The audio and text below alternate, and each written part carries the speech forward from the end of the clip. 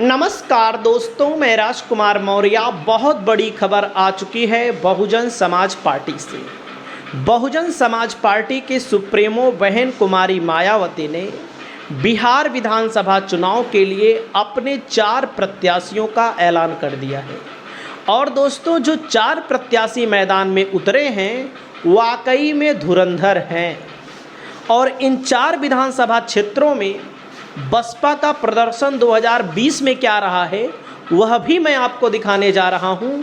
यहां का राजनीतिक गुणागणित क्या है वह भी मैं आपको दिखाने जा रहा हूं।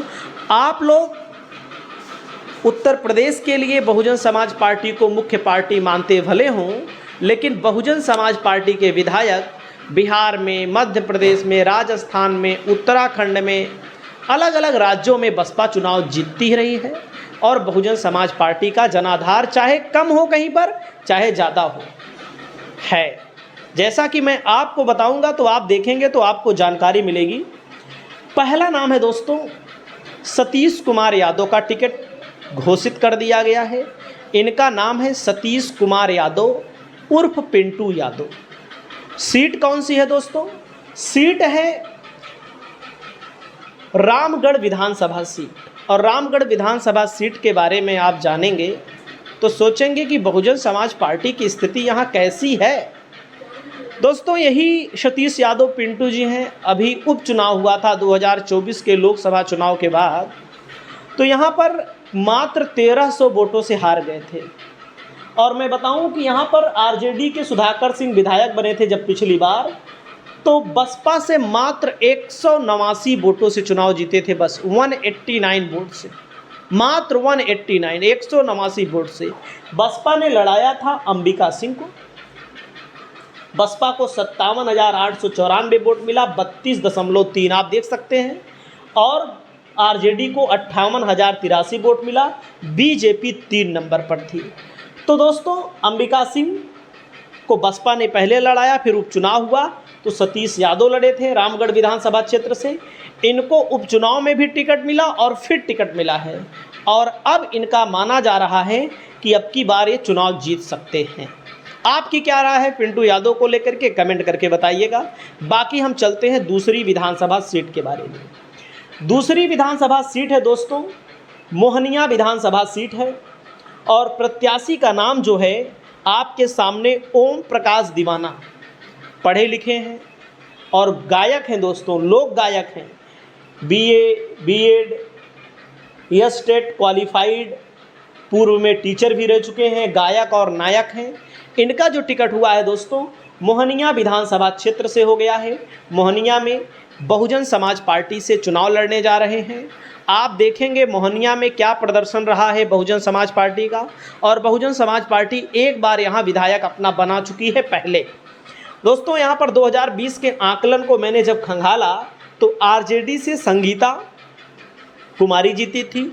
सुरक्षित विधानसभा सीट है, लेकिन आरजेडी से भले जीती थी 61,235 वोट पाकर, इस समय आरजेडी में नहीं है।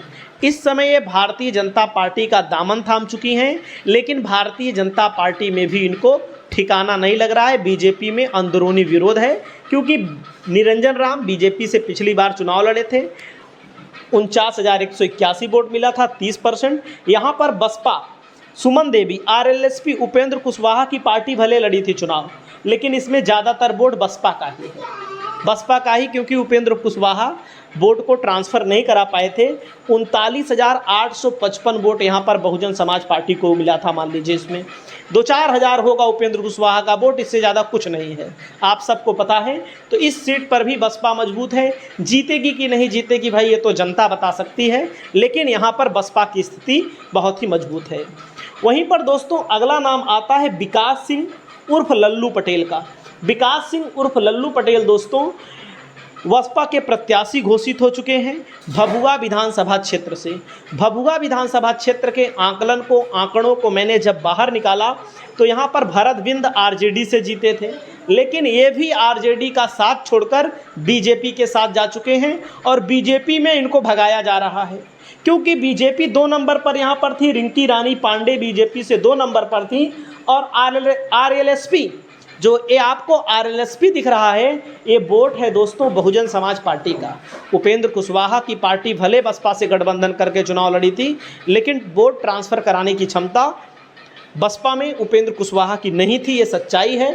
थी अगर तो खुद 1 सीट जीत लेते, उनकी पार्टी जीत लेती, नहीं जीत पाए थे। तो ये बसपा का ही वोट है, बसपा यहाँ मजबूत रही है पहले भी। चौथा टिकट है दोस्तों उदय प्रताप सिंह का।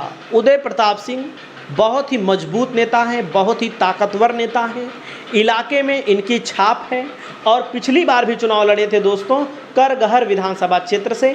इस विधानसभा क्षेत्र में हो सकता है प्रशांत किशोर भी मैदान में आ सकते हैं, लेकिन वो तो वक्त बताएगा, वो तो उनकी पार्टी का निर्णय होगा। लेकिन आप लोग यहाँ पर देखेंगे संतोष कुमार मिश्रा कांग्रेस से जीते थे 59,763 वोट पा करके। वशिष्ठ सिंह जेडीयू से लड़े थे, दूसरे नंबर पर रहे। यहाँ पर यही उदय प्रताप सिंह, देखिएगा यही उदय प्रताप सिंह हैं जो बसपा से पिछली बार लड़े थे। अब की बार बसपा इनको टिकट देने जा रही है। 47,321 वोट पिछली बार मिला था। तो यहाँ पर बहुजन समाज पार्टी के 4 विधायकों के लिए, यानी कि 4 विधानसभा सीटों के लिए प्रत्याशी का ऐलान हो चुका है।